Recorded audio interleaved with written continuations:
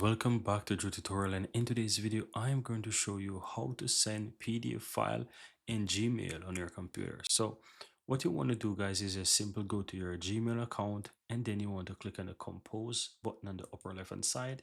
Then you want to go ahead and you can add a recipient. Let's say I want to add email address here, and the subject, I can add the subject, basically how to send PDF file in Gmail, right, on your computer PC.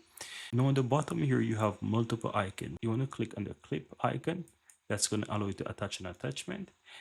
And from here, you want to go ahead and add your PDF file. So I'm going to go ahead and find a PDF document. Let's say I want to choose this one here. Select the PDF document, click and open. And here you'll see it actually loads and attach that PDF document. Now you can go ahead and write something in the body of the email. I'm going to simple paste the how to attach PDF file in Gmail as the body.